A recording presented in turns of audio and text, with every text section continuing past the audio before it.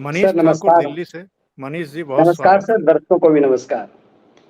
और अभिषेक तिवारी आपके जाने पहचाने चेहरे पटना से। अभिषेक जी बहुत स्वागत। मनीष ठाकुर भैया और ओमकार सर दोनों को बहुत बहुत प्रणाम, नमस्कार। मनीष जी मैं पहले आपके पास ही आ जाता हूँ। ये सड़जी को जो कल फटकार लगी है सुप्रीम कोर्ट की, जरा इस पर रोशनी डालिए कि ऐसी कौन सी हरकत इनकी तरफ से हुई कि सुप्रीम कोर्ट से इनको फटकार लगी और 2 जजों की बेंच है वो। इसी से जुड़ा हुआ एक सवाल मेरा ये है कि चूंकि सुप्रीम कोर्ट ने इनसे कहा है कि 15 दिन के भीतर आप पिछले 3 साल में जो आपने विज्ञापनों पर खर्च किया है उसका ब्यौरा दीजिए हमें, और ये भी एक तरीके से संकेत दे दिए कि किस मद में आप कहाँ कितना खर्च कर रहे हैं। क्या हम पूरा ब्यौरा आपसे मांग लें? क्योंकि जो रैपिड ट्रेन है जो 3 डेस्टिनेशन के लिए चलनी है, मेरठ, अलवर और पानीपत, उसके लिए आपके पास पैसा नहीं है और विज्ञापनों पर फूंकने के लिए आपके पास भरपूर पैसा है। तो क्या सुप्रीम कोर्ट में सड़जी का मुर्गा बनने वाला है या बच जाएंगे? आपका कुल मिलाकर के आकलन क्या है? सर अक्सर मुझे लगता है कि अरविंद केजरीवाल को यह लगा कि दिल्ली की सरकार को लेकर पिछले दिनों जो सुप्रीम कोर्ट का आदेश था कि दिल्ली की सरकार के पास पावर है कि दिल्ली की सरकार ट्रांसफर पोस्टिंग कर सकती है, वो मामला भले ही अध्यादेश के माध्यम से मोदी सरकार ने रौंद दिया, लेकिन अभी भी अरविंद केजरीवाल को लगता है कि सुप्रीम कोर्ट लगातार मोदी सरकार के खिलाफ है। ये केजरी चूंकि भारतीय राजनीति की मेरी नजर में सबसे शातिर चेहरा है। कई लोग कहते हैं कि शरद पवार सबसे धूर्त और शातिर हैं, बहुत लोग नीतीश कुमार को मानते हैं। ये सब पुरानी पीढ़ी के हो गए। मेरी नजर में केजरी से धूर्त, केजरी से चालाक, षड्यंत्रकारी नेता इंडियन पॉलिटिक्स में कोई हुआ ही नहीं, मुझे ऐसा लगता है। केजरीवाल को यह लगा कि पिछले कुछ दिनों के मोदी सरकार के खिलाफ जो सुप्रीम कोर्ट के फैसले हैं वो चौंकाने वाले हैं। इसीलिए केजरीवाल को लगा कि हर मामले में यदि सुप्रीम कोर्ट चला जाए तो वहीं से हम अपने एजेंडे से जीत सकते हैं। अभी हाल में देखिए कि आज ही जो इंटरेस्टिंग है, मैंने अपने शो पे इसका विश्लेषण किया है कि कमाल की बात है, मुझे लगता है कि पूरी सुप्रीम कोर्ट ही नग्न हो जा रही है। केजरीवाल को क्या नग्न करेंगे ये लोग? ये नग्न हो जा रहे हैं कि 370 की धारा, आर्टिकल 370 2019 में लागू हो चुका है, जमीन पर है वो। मतलब एक राज्य जो है वो केंद्र शासित प्रदेश बन चुका है, 2 राज्यों में विभाजित हो चुका है, कश्मीर आजादी के बाद से सबसे सुकून के माहौल में जी रहा है। उस मैटर को 11 तारीख के लिए लिस्टिंग करना ये चौंकाने वाला है। मुझे तो लगता है कि क्या सुप्रीम कोर्ट इस देश की सरकार को अस्थिर करने के एजेंडे पे है। लेकिन पर्टिकुलरली चूंकि सर मैंने लंबे समय सुप्रीम कोर्ट को कवर किया है, जजों के पर्सन टू पर्सन भी कुछ चीजें डिपेंड करती हैं। आज देखिए कि इंटरेस्टिंग क्या हुआ, सुप्रीम कोर्ट ने 11 तारीख को ये डेट लगाई है। आज शाह फैजल ने ट्वीट करके सुप्रीम कोर्ट को एक तरह से कहते हैं ना बेनकाब कर दिया एकदम से। वो मैंने विश्लेषण आज शाम में किया, व्यूअर्स उसे देख लेंगे। ये मैं इसलिए इस पॉइंट पे आ रहा हूं कि केजरीवाल को लगा कि पिछले कुछ दिनों से जो सुप्रीम कोर्ट का एजेंडा है, इस देश की सरकार संसद से, भारत की महामहिम राष्ट्रपति से एक विधेयक पे सिग्नेचर करा करके वो कानून बन जाता है, वो सीए हो जाता है। शाहीन साजिश में कुछ गुंडे आते हैं और उस पे इस देश की सुप्रीम कोर्ट मौन होता है। किसान आंदोलन जुड़ता है, जब किसानों को लेकर के एक बिल आता है, वो भारत के महामहिम राष्ट्रपति के मुहर के बाद भी सुप्रीम कोर्ट मौन रहता है। एक एक चीज देख लीजिए, कोई भी ऐसा भारत सरकार के द्वारा पास किया गया, संसद के द्वारा, सरकार छोड़ दीजिए सर, संसद के द्वारा पास एक भी कानून ऐसा नहीं जिस पर सुप्रीम कोर्ट कुंडली मार कर नहीं बैठा हुआ है। उस सुप्रीम कोर्ट, इससे केजरी को लगा कि है हमारा एजेंडा यहां फिक्स हो जाएगा, लेकिन केजरी की चालाकी धड़ी की धड़ी रह गई। अभी मुझे लगता है केजरी की चालाकी, आज जो चीज हुआ है उससे यदि भारत सरकार के वकील, भारत सरकार के सॉलिसिटर जनरल यदि इस मामले को लेकर के यदि जाएंगे तो केजरी अब पूरी तरह से नग्न हो जाना है। इंटरेस्टिंग क्या कि सुप्रीम कोर्ट में अरविंद केजरीवाल जाकर के कहते हैं कि हमारे पास पैसा नहीं है, हम ये रैपिड ट्रेन की व्यवस्था हम नहीं कर सकते। भाई कैसे नहीं करोगे? दिल्ली से जुड़ा हुआ हरियाणा और राजस्थान है, तुम कैसे नहीं करोगे? तुम्हारी जिम्मेदारी है। कमाल की बात है, तुम कहते हो कि तुम एक भी पैसा तुम्हारे पास नहीं है। आज देखिए सुप्रीम कोर्ट में यही सरकार कहती है कि भारत सरकार हमें मुफ्त में बिजली नहीं देने दे रही। तुम्हारे पास पैसा नहीं है लेकिन तुम मुफ्त में बिजली दोगे। तुम सुप्रीम कोर्ट में कहते हो कि हम कंगाल हो चुके हैं। सुप्रीम कोर्ट में उसने कहा कि सर मेरे पास पैसे नहीं, कंगाल हम हो चुके हुए हैं। अब ऐसे लोगों के साथ देखिए, यदि कहते हैं, मैं अक्सर कहता हूं कि सुप्रीम कोर्ट में कानून से नहीं चलता, सुप्रीम कोर्ट जिरह से चलता है, वकीलों की काबिलियत से चलता है, वकीलों की दलील से चलता है। अब आगे इस स्पेस में फंसेंगे कि तुम ये कहते हो कि तुम्हारे पास पैसा नहीं है, तुम रैपिड ट्रेन के लिए पैसा नहीं दे सकते हो, मतलब तुम मौज दिल्ली लेगी और पैसा जो है हरियाणा और राजस्थान खर्चा करेगा, और तुम जो है मुफ्तखोरी का जो है ड्रामा करोगे कि हम पब्लिक को मुफ्त में बिजली दे रहे हैं। ये तमाम चीजें सुप्रीम कोर्ट, अभी केजरी का कुछ हुआ नहीं है, सुप्रीम कोर्ट कुछ भी कर ले, यदि दलील आपके पास मस्त है और तो फिर आपका कांड होना था। आज कल तो सिर्फ इतना ही हुआ कि सुप्रीम कहा कि भाई फाइल ले आओ तुम 3 साल का, तुमने विज्ञापन में कितना खर्चा किया, वो फाइल ले आओ। और सुप्रीम कोर्ट ने यह भी कहा कि हम यदि पीछे पड़ गए तुम्हारे, तो हम एक एक चीज तुमसे निकालेंगे, तुम्हारा खर्चा क्या हुआ।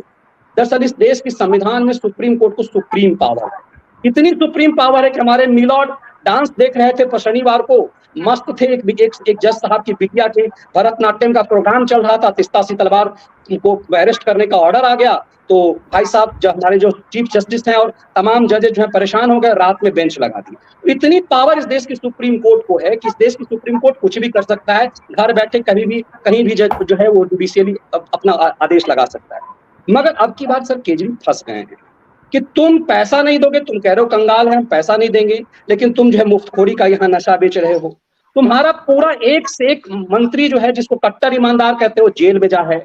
और जेल कौन दे रहा? इस देश की सुप्रीम कोर्ट ने सत्येंद्र जैन को जमानत नहीं दी, मनीष सिसोदिया को जमानत नहीं मिली है, हाई कोर्ट ने दोनों मामले में नहीं। सत्येंद्र जैन को भी जो भी जमानत मिली है वो एक तरह से एहसान, मतलब एक कहते ना कि दया, उस रूप में से कह लीजिए कि बीमारी के नाम पर जो उस आदमी ने किया, हमारे 36-37 किलो वजन गिर गया इस पे। इस पूरा एविडेंस, सर्कमस्टांशियल एविडेंस बताता है कि केजरी पूरी तरह से फंस गए हैं। अब की बारी सिसोदिया और इनकी तो हो गई, ये सरकार का नहीं है, ये पूरी तरह से केजरी की तबाही का मुहूर्त एक तरह सुप्रीम कोर्ट से लग गया है। बहुत अहम बातें आपने कही हैं मनीष जी। अभिषेक जी, मैं आपके पास आता हूं। ये अरविंद केजरीवाल हर जाड़े के आने से पहले एक उपक्रम शुरू करते हैं दिल्ली में, ओड इवन का, और ये कहते हैं कि दिल्ली में बड़ा भारी प्रदूषण जो है वो पड़ोसी राज्यों की वजह से हो रहा है। पंजाब तक का नाम ले दिया था जब तक पंजाब में इनकी सरकार नहीं बनी, कि पंजाब में चूंकि किसान पराली जलाते हैं इसलिए दिल्ली में प्रदूषण हो जाता है। दिल्ली के प्रदूषण को कम करने के लिए, दिल्ली की भीड़ भाड़ को कम करने के लिए, तो यहाँ के लोगों को सांस आ जाए, इसलिए ये रैपिड ट्रेन चलाने का फैसला केंद्र सरकार ने किया और राज्यों की सहमति से किया। उत्तर प्रदेश अपना हिस्सा देने को तैयार, जितना तय किया गया, हरियाणा भी तैयार, राजस्थान भी तैयार। दिल्ली सरकार को परेशानी हो रही है, पॉल्यूशन कम होगा दिल्ली का, लोगों को सांस आएगी दिल्ली के। और रैपिड ट्रेन का मतलब ये है कि मेरठ को, पानीपत को, अलवर को सीधा जोड़ा जाएगा और इन तीनों शहरों की दूरी 1 घंटे के आसपास रह जाएगी। यानी सुबह हजारों लाखों लोग दिल्ली आएंगे, शाम को अपना काम करके वापस अपने शहरों को और राज्यों को लौट जाएंगे। तो जो अरविंद केजरीवाल पॉल्यूशन का ड्रामा करते हैं हर अक्टूबर नवंबर में, सितंबर से शुरू हो जाता है इनका, वो अगर एक रैपिड ट्रेन बन रही है, एक सिस्टम बन रहा है, उसमें सहयोग ना करके, जो रोहिंग्या ये लेकर के आए थे अपना वोट बैंक बनाने के लिए दिल्ली में, उनके लिए 550 करोड़ रुपया दे रहे हैं, पर दिल्ली के विकास के लिए 550 रुपया देने को तैयार नहीं है। और 550 रुपये का ही इन्होंने विज्ञापन का भी बजट रखा हुआ है। मतलब एक शहरनुमा राज्य के मुख्यमंत्री को प्रचार प्रसार के लिए 550 रुपये का बजट रखने की जरूरत क्या है? बात बजट की है नहीं। देखिए, अरविंद केजरीवाल जो मनीष ठाकुर भैया ने कहा वो कर क्या सकता है, घोटाला कर सकता है। मैं 1 मिनट में, कल हाईकोर्ट में भी कुछ हुआ था सर, मैं एक्सप्लेन कर देता हूं और फिर मैं बताता हूं। 4 दोस्त, मनीष सिसोदिया, विजयनगर और हैदराबाद के दोनों दोस्त जो है अभिषेक गोयमपल्ली और विजय बाबू। अब जो एक्साइज सेक्रेटरी है उन्होंने कल हाईकोर्ट में क्या कहा, जिसके बाद इनका बेल रिजेक्ट हुआ है। कहा जज साहब हम क्या करें, हमको शीश महल में बुलाया गया मनीष सिसोदिया के कहने पे। उसके बाद कोर्ट ने कहा, कोर्ट नोटेड के emails was planted by Manish Sisodia. 100 crore के कैश का लेन देन पहले प्रथम दृश्य में दिखता है। पूरा पब्लिक ओपिनियन झूठा बनाया गया है। 18 मंत्रालय आपके पास थे। यह संभावना है कि आपको अगर बेल दिया जाएगा तो आप इन्फ्लुएंस कर सकते हैं। ये जज दिनेश शर्मा जी ने कल बयान दिया और उसके 1 घंटे बाद ये धूर्तवाल जो है कहता है वहां जाके मोदी जी ने मनीष सिसोदिया को जेल भेज दिया। जी गलत, हाई कोर्ट ने भेजा। और सारे सरकार जो इस वक्त एविडेंस है वो दिखा रहे हैं कि मनीष सिसोदिया का बचना भी मुश्किल है। और इसको इस बात से कोई परेशानी भी नहीं है, उसने अदिति मारलेना को जो है नंबर 2 बना दिया है, उसको इस बात का कोई ये नहीं है। बहुत पहले सर एक मेरे सीनियर ने, कॉलेज के सीनियर ने एक कहावत सुनाया था कि कॉलेज के सीनियर थे, वो ड्रॉप कर रहे थे पानी का बॉटल, MBA की क्लासेस चल रही थी, पानी का बॉटल नदी में फेंक रहे थे और सबसे पूछा कि बताओ ये क्यों डूब रहा है। तो सभी लोगों ने सभी बातें कही, लेकिन मनीष सिसोदिया जैसे एक परम चाटुकार ने कहा, सर जिसका साथ आपने छोड़ दिया उसको तो डूबना ही था। मनीष ठाकुर भैया ने मुझे एक बात कही थी बहुत पहले कि सबसे लीस्ट, सबसे कमजोर जो इनका आम आदमी पार्टी का शुरुआती ढांचा था उसमें यही था, जिसके अंदर कोई काबिलियत नहीं थी। फिर भी 18 मंत्रालय दिए गए। पैसा कहां है सर? दोनों ईडी के लपेट में है। पैसे का लेन देन, कैश ट्रांजैक्शन सब तो जेल के अंदर है। कहां से पैसे भेज रहे आप? बाकी सरकार कितनी प्रॉफिट में चल रही है इस बात से समझ में आता है कि दूसरे ही दिन अदिति मारलेना जैसे मंत्रालय में आई थी, उसने कहा कि अब बिजली के सब्सिडी वगैरह बंद करेंगे।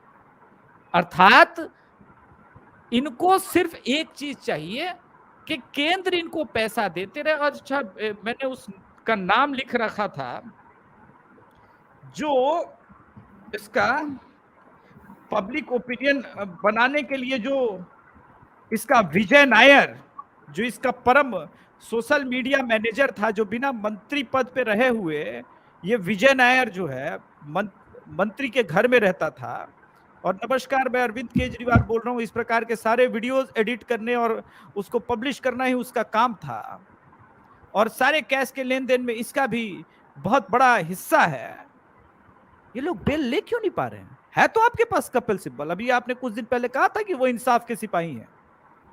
मतलब ये है कि जो सरकमस्टांसेस हैं, जो पहला एविडेंस दिख रहा है वो आपके अगेंस्ट है और आप करप्ट है। आप अब तक कट्टर ईमानदार की बात करते थे, तो इनके पास पैसे नहीं है सर, ट्रेन नहीं चलेगी। ये वो धूर्त आदमी है जिसने कह दिया था पंजाब में हमारी जिस दिन सरकार आ गई जी, हम पराली बंद कर देंगे जी, दिल्ली वाले सुकून की सांस लेंगे जी। पंजाब के मुख्यमंत्री को पता ही नहीं है जी। तो अब तो आप ही की सरकार ही है जी, और आप उसके हेलीकॉप्टर का पूर्ण इस्तेमाल कर रहे हैं, जहां मर्जी वहां जाते हैं और राजनीतिक भाषणबाजी कर रहे हैं। मुझे लगता है कि इस धूर्त को अब तक जेल के अंदर सिर्फ इसी वजह से बचा हुआ है क्योंकि इसके पास कोई मंत्रालय डायरेक्टली नहीं था। लेकिन जिस दिन पैनिक बटन वाला स्कैम को अच्छे तरह से सरकार ने यह करा दिया, केजरीवाल उस घोटाले में गारंटी जेल जाएगा सर जी। वीरेंद्र जी, आपके पास आता हूं जी। ये एक शहरनुमा अर्ध राज्य है जो केंद्र के द्वारा गवर्न है, LG के द्वारा गवर्न है। इसकी टोटल अगर सरहद नाप ले इधर से उधर, तो बहुत एक टापू नुमा जो है पूरे देश का अगर क्षेत्रफल देखें, उसमें देखें तो एक छोटा सा टापू टाइप है। यहाँ प्रचार प्रसार करने के लिए किसी सरकार को 550 करोड़ क्यों चाहिए? क्या ये मीडिया मैनेजमेंट करते हैं कि हमारे खिलाफ कुछ ना चले मीडिया में? नंबर 2, क्या ये दिल्ली के विज्ञापनों के बल पर पूरे देश में अपना एक बेस बनाना चाहते हैं, पहचान बनाना चाहते हैं, लोगों को गुमराह करना चाहते हैं और आगे बढ़ना चाहते हैं? क्योंकि अगर आप एक मीडिया हाउस को या बहुत सारे मीडिया हाउस को विज्ञापन दे रहे हैं, इलेक्ट्रॉनिक मीडिया की बात कर रहा हूँ, विज्ञापन प्रिंट में भी देते हैं, तो वो तो सारे देश में दिखाई देगा, विदेशों में भी अगर वो चैनल दिखाई दे रहे तो वहाँ भी दिखाई देगा। तो एक टापू नुमा, शहर नुमा राज्य के मुख्यमंत्री को क्या इस देश में ये इजाज़त होनी चाहिए? देखिए, मनीष ठाकुर ने बहुत विस्तार से इनके बारे में चर्चा की है, सुप्रीम कोर्ट का ब्यौरा बताया है और मेरा ख्याल से अब 10 साल हो रहे हैं मैंने आए हुए केजरीवाल को।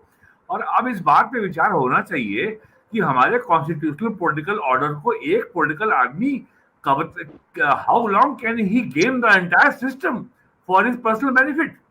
वो आदमी पूरे गेम को, पूरे कॉन्स्टिट्यूशनल पॉलिटिकल ऑर्डर को मैनिपुलेट कर रहा है, जुडिशरी को भी मैनिपुलेट कर रहा है और वो आदमी सबके ऊपर और आम आदमी पार्टी का जो एएपी कहते हैं, इसका नाम ही था अब्यूजिंग एंड एक्यूजिंग पार्टी।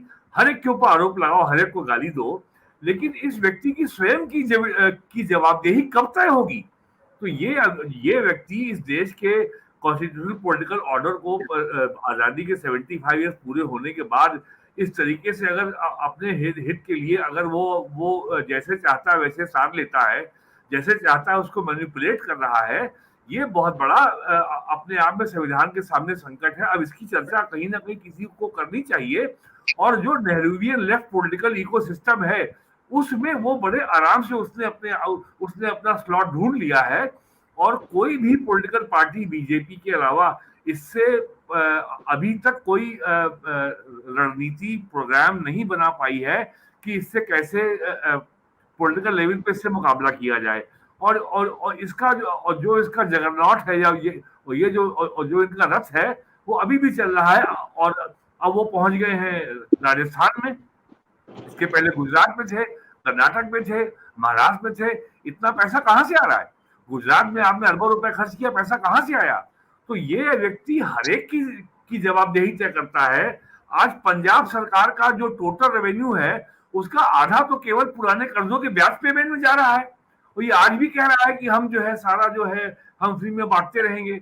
अरे केंद्र सरकार क्या जो ये बताता है फ्रीबी है, वो सारी योजनाएं पहले से चल रही थी। केवल एक नई योजना है, वो है फ्री एलपीजी कनेक्शन। बाकी आवास योजना हो, पानी की योजना हो, शौचालय हो, आवास हो, इंदिरा आवास योजना 85 से चल रही थी। लेकिन और केंद्र सरकार जो पैसा खर्च कर रही है उसका पैसा डीबीटी के माध्यम से सारे लाभार्थियों के खाते में जा रहा है। एक एक पैसे की जवाबदेही है। पंजाब में क्या हो रहा है और दिल्ली से ज्यादा पैसा तो खर्च हो रहा है पंजाब में विज्ञापन में।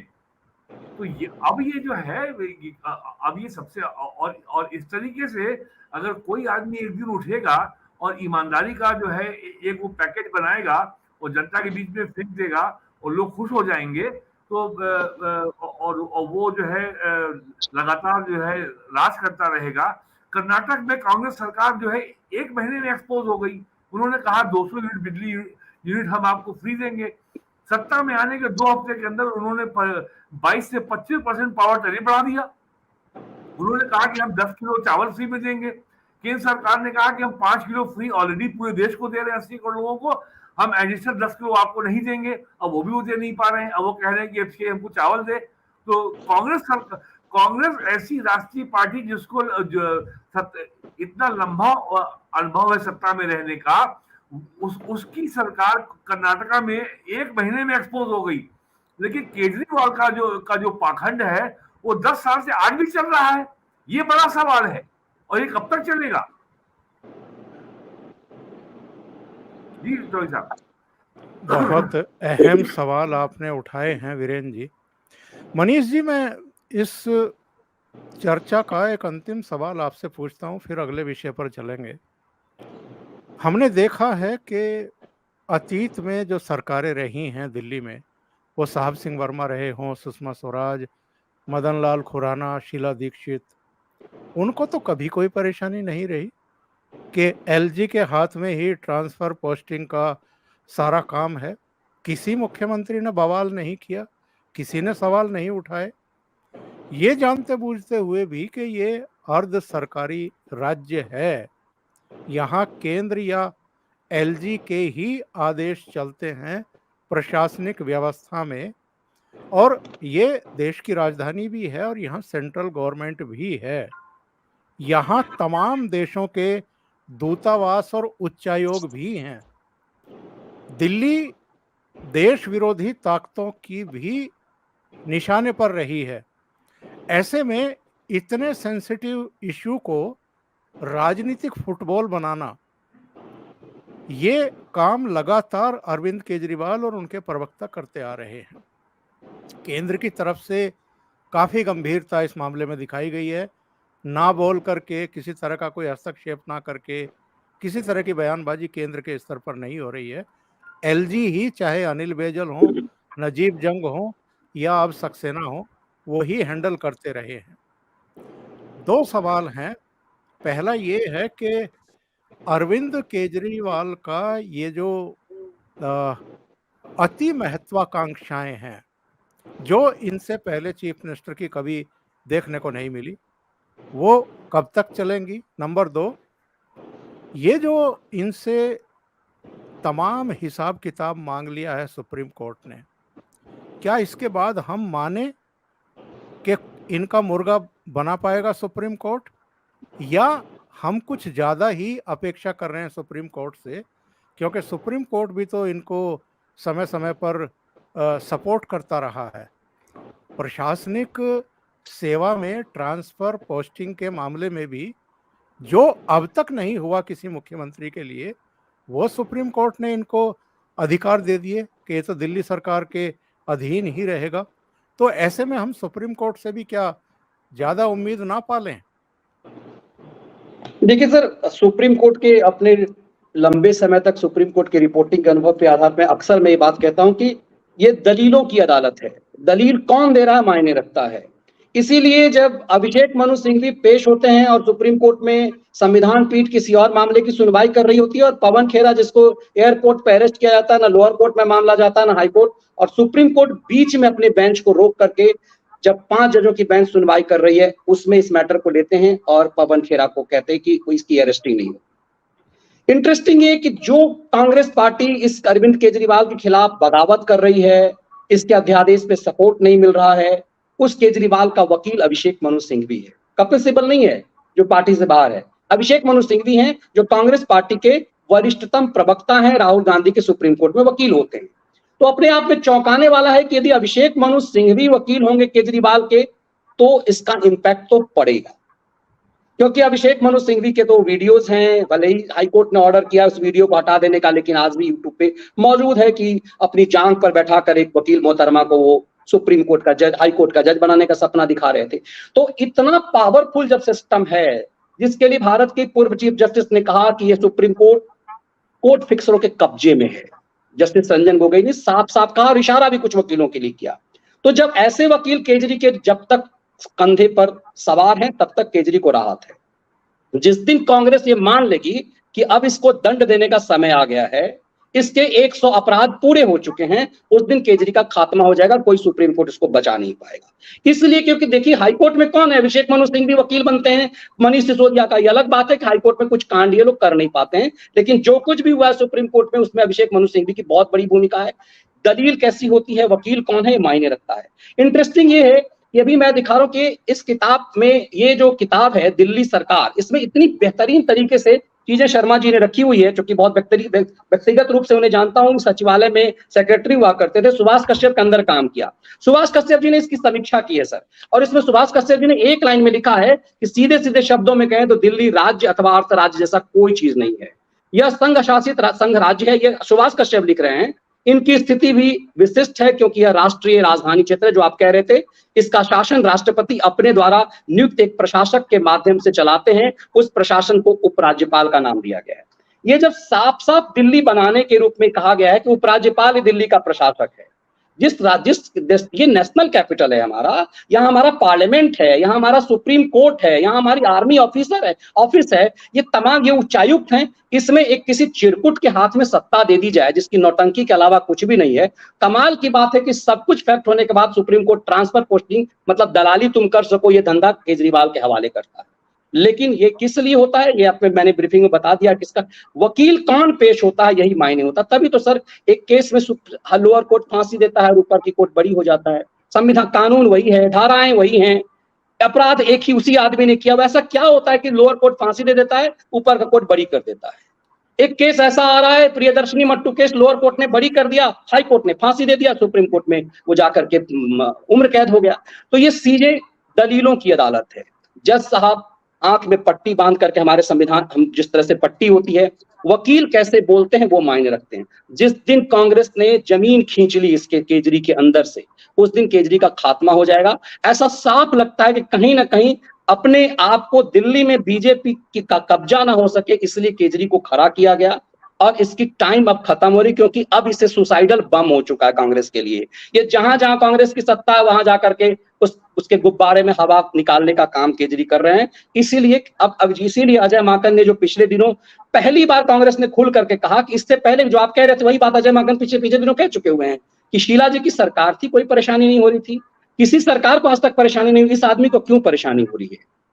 मगर इसे मोदी बढ़िया से बजा रहे हैं। आज तक आपने देखा नहीं हुआ कि इसका नाम कभी प्रधानमंत्री मोदी ने लिया होगा, कि कोई सुप्रीम कोर्ट इसे बचा नहीं पाएगा। समय अब पूरा हो चुका है, दोनों मंत्री जा चुके हैं। अतीसी को मुझे लग रहा है इस आदमी ने इसीलिए चीफ मिनिस्टर बनाया है, सब पूरी जिम्मेदारी एक तरह से अतीसी अब दिल्ली की चीफ मिनिस्टर है।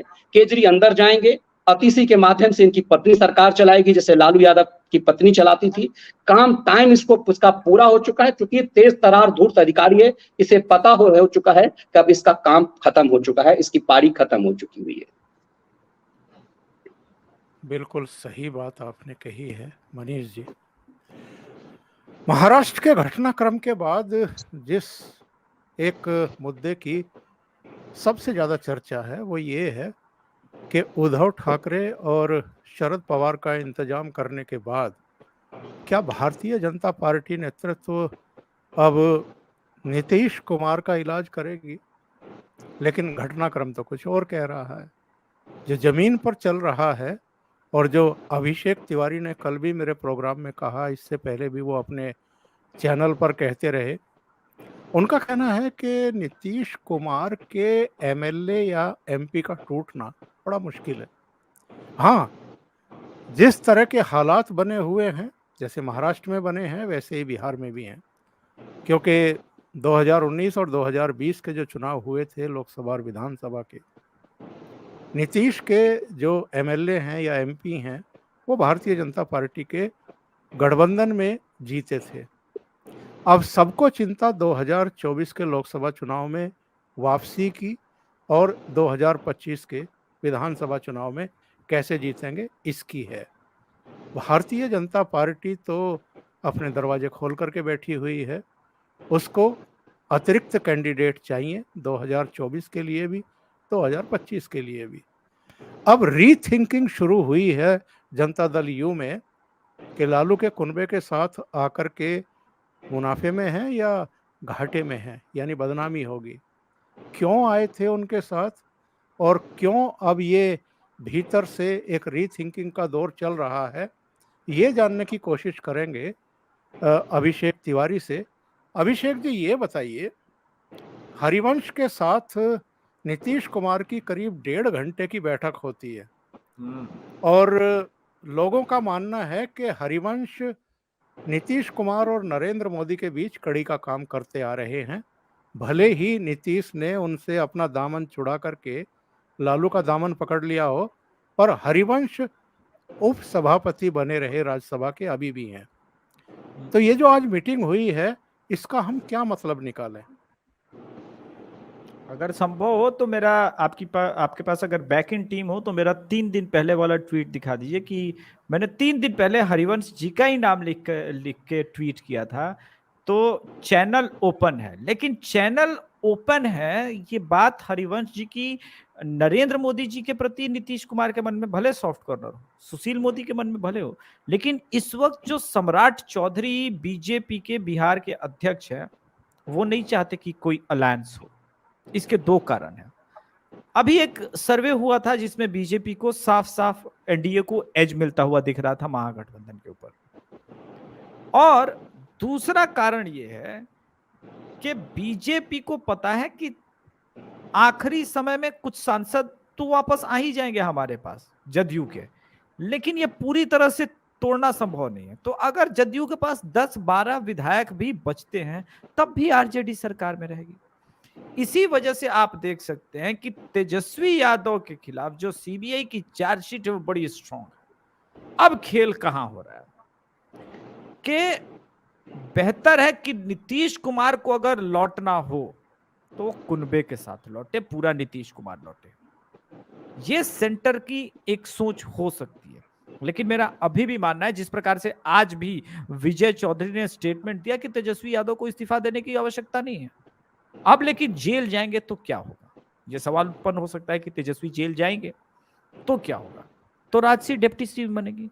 एक और बात बता दूं, ये एक्सपेरिमेंट ऑलरेडी लालू प्रसाद यादव अपनी वाइफ के साथ कर चुके हैं, उनको किसी और पे भरोसा नहीं होता।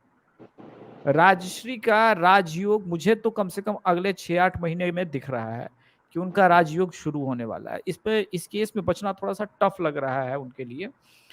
और नीतीश कुमार इस पूरे करप्शन के मामले के बावजूद नीतीश कुमार सरकार पे बीजेपी सिर्फ इस वजह से अटैक नहीं कर पा रही है क्योंकि करप्शन के मुद्दे पे थोड़ा सा महाराष्ट्र में जो कुछ हुआ ना, बिहार बीजेपी के मेरे कई नेताओं से आज मैंने दिन भर चर्चा की है इस मुद्दे पे, उन्होंने कहा कि यार थोड़ा सा हमारा जो है ना ये असहज लग रहा है इस वक्त, क्योंकि मुझे पता है कि जदयू के लोग जो है इसको काउंटर करेंगे।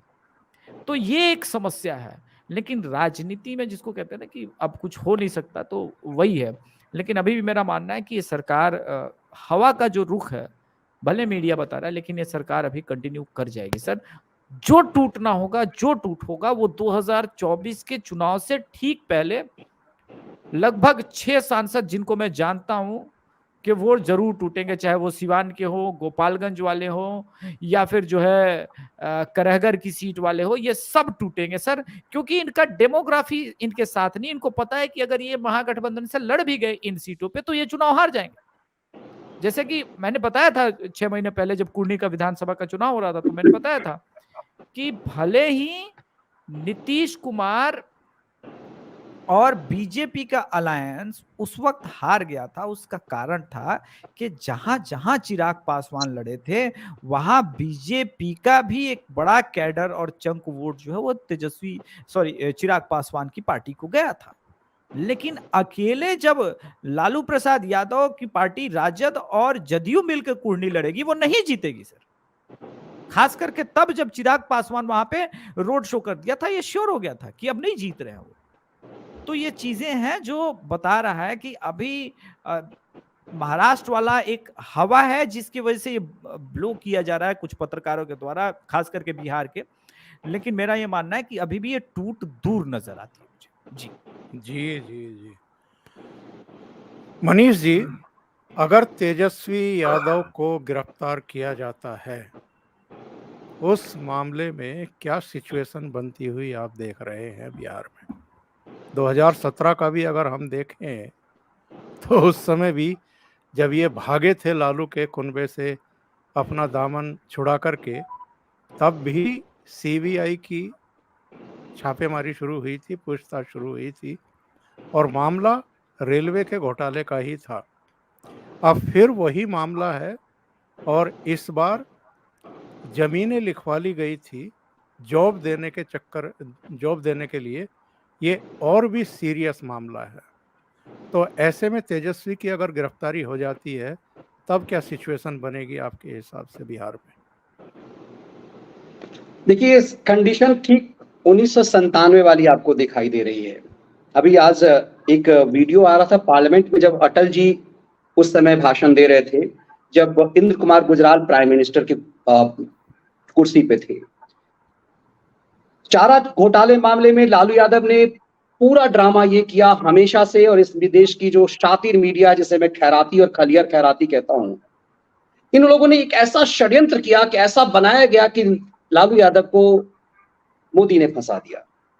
जबकि लालू पर जब चार्जशीट हुई उस समय में इस देश के प्राइम मिनिस्टर एचडी देवेगौड़ा थे, और देवेगौड़ा जब प्राइम मिनिस्टर थे तो लालू यादव को संकर्षण ठाकुर जो बिहार के बड़े पत्रकार हैं, उन्होंने अपनी किताब बंधु बिहारी में बहुत स्पष्ट रूप से लिखा, इसकी हमने पूरी व्याख्या भी एक शो में की थी। उसमें एकदम से स्पष्ट है उसमें कि देवेगौड़ा के घर पे जाकर लालू ने डांटा था, देवेगौड़ा को फोन किया था लालू प्रसाद यादव ने। उस समय मीडिया मौजूद थी, इंडिया टुडे और ये तमाम चीजें थी, और फोन करके कहा कि तुम्हें हमने प्राइम मिनिस्टर बनाया है। देवेगौड़ा उस समय चुप रहे, लेकिन जब प्राइम मिनिस्टर के ऑफिस में संयुक्त मोर्चा सरकार के नेताओं की बैठक हुई, उसमें लालू ने फिर उसे देवेगौड़ा को डांटा। तो देवेगौड़ा ने वहां कहा था कि मैं इस देश का प्रधानमंत्री हूं, तुम्हारी भैंस नहीं कि तुम मुझे खांको। उसके बाद ही देवेगौड़ा को कुर्सी से हटा दिया गया, क्योंकि वो किंग मेकर उस समय कहा करते थे। फिर इंद्र कुमार गुजराल को लालू ने ही फोन किया कि एम्बेसडर भेज रहा हूं, तुम्हें प्राइम मिनिस्टर बनना है। ये कैसा देश था कि लालू जैसे चोर उचक्के जो हैं, सजा याफ्ता आज अपराधी हैं, वो आदमी इस देश के प्रधानमंत्री को ऐसे कहता था कि तुम्हें मैं गाड़ी भेज रहा हूं। इंद्र कुमार गुजराल प्राइम मिनिस्टर बने, और उसी समय prime minister Atal Bihari Vajpayee prime minister से कह रहे हैं कि ये आदमी इस्तीफा क्यों नहीं दे रहा है। कमाल की बात है कि प्रेशर डाला गया लालू पर, ठीक वही कंडीशन आज तेजस्वी के साथ है, एकदम से वही कंडीशन है। एक चार्जशीटेड व्यक्ति, अब आरोप नहीं, आप चार्जशीटेड हो चुके हुए हैं। एक चार्जशीटेड व्यक्ति नौमी फेल बिहार जैसे राज्य का डिप्टी सीएम की कुर्सी पर बैठा हुआ है। थोड़ी सी भी नैतिकता होती तो कुर्सी छोड़ देता। आडवाणी जी और तमाम लोगों ने उस समय में जब उन लोगों के ऊपर लाल डायरी वाला केस हुआ था, हवाला केस वाला, उन लोगों ने संसद की सदस्यता छोड़ दी थी, वो कोई ऐसे पद पे नहीं बैठे हुए थे। तो भले ही अभी लग रहा होगा कि हम जैसे लालू यादव छोड़ने को तैयार नहीं थे, लालू यादव ने शर्त रखी कि मैं चीफ मिनिस्टर की कुर्सी तो छोड़ दूंगा लेकिन जनता पार्टी का अध्यक्ष मैं ही रहूंगा। जब दोनों में नहीं माना गया तो चीफ मिनिस्टर बीबी को बनाया। और जो अभिषेक कह रहे थे, मुझे भी लग रहा है कि लालू यादव अब किसी पे भरोसा नहीं करेंगे। और ये इन शातिर नेताओं को देखिए, इसी पर केजरी को देखिएगा, इन लोगों ने अपनी 9 बेटियों में से किसी को जिम्मेदारी नहीं दी। 9वीं फेल 5वीं फेल को चीफ मिनिस्टर डिप्टी सीएम बनाया, मंत्री बनाया, और तमाम बेटियों को इंजीनियर से और इधर उधर शादी करके परिवार बसा दिया। ये लोग सामाजिक न्याय की बात करते हैं, जबकि बेटियां इनकी काबिल है, भले जैसे भी हो, डॉक्टर है, इंजीनियर है, ज्यादातर बेटियों को अपने कार्यकाल के दौरान इन्होंने इंजीनियर बनाया हुआ है। बेटे जो है 9वीं फेल 5वीं फेल है, उसको सत्ता थमा दिया। ये कमाल का स्टेट है। लेकिन इंटरेस्टिंग देखिए, केजरीवाल भी कभी भी अपनी बेटी को कोई जिम्मेवारी नहीं देगा, बीवी को देगा, फिर बेटा के लिए तैयार करेगा। इसीलिए जब लोग कहते थे कि भाई राघव चड्ढा से शादी उसकी हो जाएगी, तो मैं कहा था कि ऐसा कभी नहीं होगा। ये शातिर लोग अपनी बेटियों की शादी कभी आप देखेंगे पॉलिटिकल नेताओं से नहीं करते। ये अपनी शातिर नेता अपनी बेटियों की शादी किसी अधिकारी से करेंगे और उसके बाद उसे बहा देंगे गंगा में, और अपने ऐसे ऐसे बेटों को जो किसी लायक नहीं हो उसके हाथ पर इस डेमोक्रेसी सौंप देंगे। लेकिन कुछ भी हो जाए, समय एकदम से बदला हुआ है, यूं ही नहीं हुआ सर। और ये कहने की बात नहीं है, इस देश की डेमोक्रेसी में सरकार और सत्ता जिसके पास है वही सुप्रीम है। इस देश की संसद सुप्रीम है। इस देश में सुप्रीम कोर्ट और इससे किसी का कुछ भी नहीं चलना। सिर्फ यदि प्राइम मिनिस्टर ने कहा छाती ठोक करके कि किसी को भी नहीं छोड़ूंगा, तो क्या सुप्रीम कोर्ट से सुप्रीम है भारत के प्रधानमंत्री इस देश में। इसीलिए प्राइम मिनिस्टर ने कहा कि आज यदि उत्तर प्रदेश में माफिया जो हैं वो जेल जा रहे हैं, उनके एक एक पैसे छीने जा रहे हैं। चंद्रचूड़ साहब इलाहाबाद हाईकोर्ट के जज हुआ करते थे उस समय में।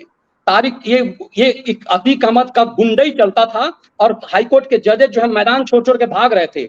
बहुत जजें यदि इन लोगों की थी तो इसका कभी कुछ क्यों नहीं कर पाया। इसका ये मुख्तार अंसारी अतीक अहमदों का कभी कुछ नहीं क्यों कर पाया। सरकार बदली, आज मुख्तार अंसारी जेल में है, पूरा कुनबा जेल में है, खानदान जेल में है, बीवी भगोड़ा है, इन सब की पत्नियां भगोड़ा है, इन सब की एक एक संपत्ति छीन ली गई है। ये बताता है इस डेमोक्रेटिक सिस्टम में सत्ता और सरकार जिसके पास है वही ताकत है, और एजेंसियां होनी चाहिए। इसीलिए जब कोई लोग कहते हैं ना कि मोदी के पास वॉशिंग मशीन है क्या, तो मैं कहता हूं हाँ वॉशिंग मशीन है। और ये जब खलियर खैराती गैंग पूरा एजेंडा चला रहे हैं ना कि वॉशिंग मशीन है, वॉशिंग मशीन है, इसलिए वॉशिंग मशीन है कि जब तक नीतीश कुमार मोदी के अंदर काम करता रहा, बिहार में कम से कम ऐसा चीज नहीं हो रहा था जो आज हो रहा है। इसीलिए यदि नेतृत्व टीम लीडर जो होगा वो काम ऐसा करेगा। आपका इशारा था कि लालू यादव के बेटे का, सर हाँफ लेंगे। आज जो नीतीश फिर सक पुकार रहे हैं ना, उसकी वजह यही है, फिर वो घर ढूंढ रहे हैं। क्योंकि ऐसा नहीं है कि नीतीश बिल्कुल बेदाग है, एक केस उनके ऊपर भी है। ऐसे प्राइम मिनिस्टर ने एकमात्र नीतीश का ही नाम नहीं लिया था, तो अवसर छोड़ा था, क्योंकि आप सर सबके साथ दुश्मनी नहीं ले सकते। आज शरद पवार क्या हैं, कितने धूर्त हैं, क्या मोदी नहीं जानते, लेकिन उन्होंने राजनीतिक गुरु कह दिया। इसीलिए कि शरद हर किसी से दुश्मनी ले, आप एक साथ सभी सांपों को नहीं मार सकते ना। सांपों के बीच में यदि है तो सभी सांपों को एक साथ नहीं, कुछ सांपों को दूध तत्काल पिलाना पड़ता है, मारना उसे भी होता है। तो इसीलिए इस बिहार में इतने, ये पहली बार होगा कि पूरा कुनबा जेल जाएगा, और मुझे लगता है कि 2024 के चुनाव से पहले होगा। तेजस्वी यादव ठीक है, क्योंकि वोट बैंक उनके पास है, तो हो सकता है कि सरकार कुछ दिन और चल जाए, लेकिन तेजस्वी को तो जेल जाना होगा, कोई नहीं, जेल से तो सरकार नहीं चलेगी, जेल से तो सरकार नहीं चलेगी। अभिषेक जी, आप कुछ कहना चाह रहे थे? हाँ, मैं एक बात बताना चाह रहा था कि ईडी के पास जो कुछ नाम थे और जो डिटेल है वो सीबीआई से साझा हुए। जैसे 2007 में पटना के हजारी राय ने 9527 वर्ग फीट जमीन जो है एके इन्फोसिस प्राइवेट लिमिटेड को 10 लाख में बेची। बाद में हजारी राय के दो भतीजे दिलचंद कुमार और प्रेमचंद कुमार को रेलवे में नौकरी मिली। सर देखिए, पाप किसी का भी हो, लेकिन वो तो फलीभूत होता है, कर्मा है। अब बेटा भुगतेगा क्यों? ठीक है, वो अंडर एज था, तो पैसे उसके नाम पे क्यों ट्रांसफर किए? कोर्ट तो, न्यायालय तो पूछेगा ना कि भाई कौन सा तुम रोजगार कर रहे थे जो तुम्हारे पास पैसे आए, किस बात के पैसे, किस बात की जमीन आ गए। और ये तो लिंक है। अभी तो मैं पूरा का पूरा लिस्ट अभी तो 15-20 मिनट में मेरे पास होगा, मैं ट्वीट पोस्ट करूंगा इससे एक लंबा चौड़ा। 12 नाम जो साझा हुए हैं सर, बचना मुश्किल है सर। और ये बात नीतीश कुमार भी जानते हैं। सिर्फ क्या है ना, सम्राट चौधरी चूंकि लौकुश समीकरण में कुछ समीकरण से है, तो वो इस वक्त अपना देख रहे हैं कि बिहार में बीजेपी के लिए बड़ा सुनहरा अवसर है। वो अकेले चलने अगर चलती है तो लॉन्ग टर्म में बीजेपी को बड़ा फायदा होगा, और नीतीश के जो कहते हैं ना सहारे की आवश्यकता नहीं है अभी। और सच में नीतीश कुमार के सरकार के प्रति जबरदस्त एंटी इनकम्बेंस है। परसों स्टूडेंट्स पे डोमिसाइल नीति को लेकर के खूब लाठियां भांजी गई हैं सर। उसमें हिंदू है, मुसलमान है, कोयरी है, कुर्मी है, यादव है। देखिए, ये सारे वो मुद्दे होते हैं ना जो तात्कालिक कारण बन जाते हैं इस सरकार के गिरने के। तो ये सारी चीजें हैं, और नीतीश कुमार भांप चुके हैं कि जो शिक्षा मंत्री है वो महापागल आदमी है। इसी वजह से वो जो चैनल है, जो मैंने 3 दिन पहले ट्वीट किया था कि वो चैनल ओपन है, उसी चैनल के थ्रू वो बार बार प्रयास कर रहे हैं। और नरेंद्र मोदी जी के मन में, मैं पहले ही बता चुका हूं, नीतीश कुमार जी के प्रति पता नहीं कौन सा सॉफ्ट कॉर्नर है, लेकिन वो सत्य है, वो है सत्य। जी वीरेंद्र जी, आखिरी टिप्पणी मैं आपकी चाहूंगा। जी बिल्कुल नीतीश कुमार, ऐसा है, मैं तो केवल ये जानता हूँ, एक स्पेसिफिक सवाल है आपके लिए जी।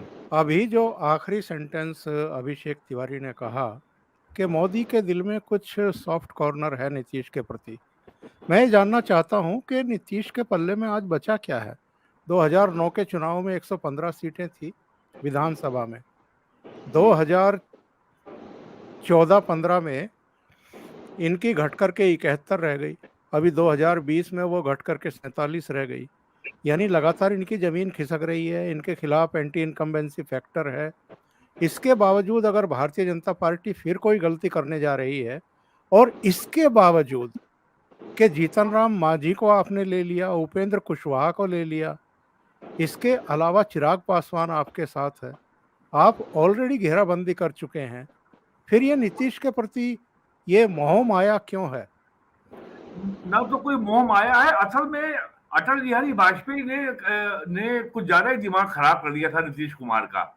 तो उनको वही आदत होती है कि ऐसे ही हमारा लाड़ प्यार ये जो है मोदी भी करेंगे।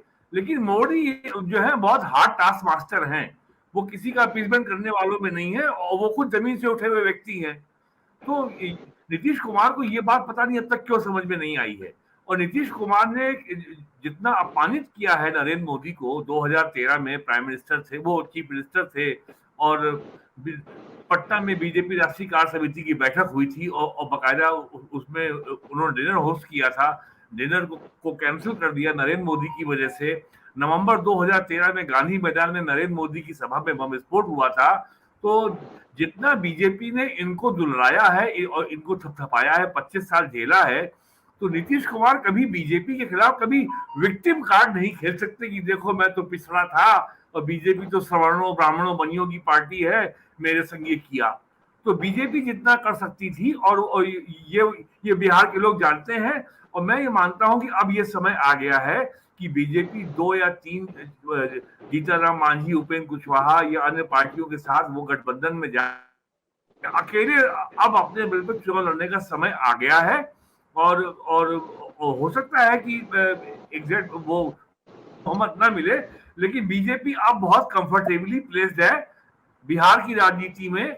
वो एक बहुत ही सशक्त पोल है और वो हर लिहाज से जनता दल यू से मजबूत है। तो और ये अब होके रहेगा। जी, कुछ आवाज डिस्टर्ब हुई है, कुछ नेट की प्रॉब्लम थी।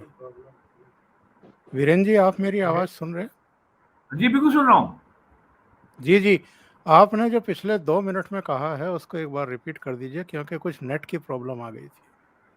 मैं कह रहा हूं कि एनडीए के समय बीजेपी के पास पॉलिटिकल कैपिटल बहुत कम था। 180-82 उनके एमपी थे और 2 दर्जन पार्टियों के समर्थन से अटल जी ने 6 साल सरकार चलाई। तो इनका जितना ज्यादा लाड़ दुलार सम्मान हुआ, तो अटल जी के तो इनका दिमाग हो गया खराब। इनको लगता था कि हम जो शर्त चाहेंगे, जैसा अभी मनीष ठाकुर ने बताया लालू यादव ने कैसे धमकाया देवगौड़ा को या इंद्र कुमार गुजराल को, लगभग यही कोई ये भी करते थे अटल जी के साथ। लेकिन अटल जी का जो कद था, जो उनकी ताकत थी, तो ये उनसे अपनी शक्ति के से ज्यादा इनको हमेशा मिला है। इनको लगता था कि नरेंद्र मोदी भी इनका वैसे ही तुष्टीकरण करेंगे, इनकी हर शर्तों को मानेंगे। ऐसा हुआ नहीं, लेकिन फिर भी 2019 के चुनाव में भारतीय जनता पार्टी ने अपनी जीती हुई सीटें गठबंधन में जेडीयू को दी। जैसे गिरिराज सिंह की सीट है, बीजेपी ने इनकी बेजा मांगे मानी, लेकिन उसके बाद 25 साल इनको झेला। नरेंद्र मोदी ने अपमान सहा, अपनी सुरक्षा के लिए खतरा सहा, उसके बावजूद भी नीतीश कुमार को शिकायत है और वो चले गए लालू यादव के पाले में। तो अब ये समय आ गया है कि BJP should contest the election on its own. और बीजेपी अब बिहार की राजनीति का एक मजबूत पोल बन चुकी है और जनता दल यू से तो ज्यादा मजबूत तो वो हर हाल में है और पिछले कई चुनाव से है, ये आप देख ही रहे हैं और आंकड़े भी इसकी गवाही दे रहे हैं। बहुत बहुत धन्यवाद वीरेंद्र नाथ भट्ट जी, मनीष ठाकुर जी, अभिषेक तिवारी जी। बहुत ही महत्वपूर्ण मुद्दे पर चर्चा के लिए मनीष ठाकुर जी की वजह से चर्चा बहुत अच्छी रही आज। जी बहुत धन्यवाद, बहुत वीरेंद्र भाई, बहुत बहुत धन्यवाद। नहीं बहुत बढ़िया चर्चा रही। और आप अब तक क्यों नहीं आए थे, मुझे इस पे आश्चर्य हो रहा है। नहीं वो मेरे साथ जुड़ते रहे हैं, आए हैं। आज ये कोइंसिडेंस ऐसा रहा कि हम तीनों साथ में जुड़े हैं। Very good show today. जी जी जी, बहुत थैंक यू सो मच। नमस्कार, थैंक यू सर, प्रणाम। सभी बड़े गुरुजनों को प्रणाम। गुरु पूर्णिमा तो कल था, तो आज आप लोग को प्रणाम कर लेना, कोई बात नहीं। बहुत धन्यवाद। ठीक है, अभिषेक मिलते हैं फिर। जी जी जी, लाइव मिलते हैं। ठीक, बहुत धन्यवाद। अभी बस मेरा होने ही वाला ही बिहार को लेकर के 3 मिनट बाद। ठीक है, ठीक। Thank you.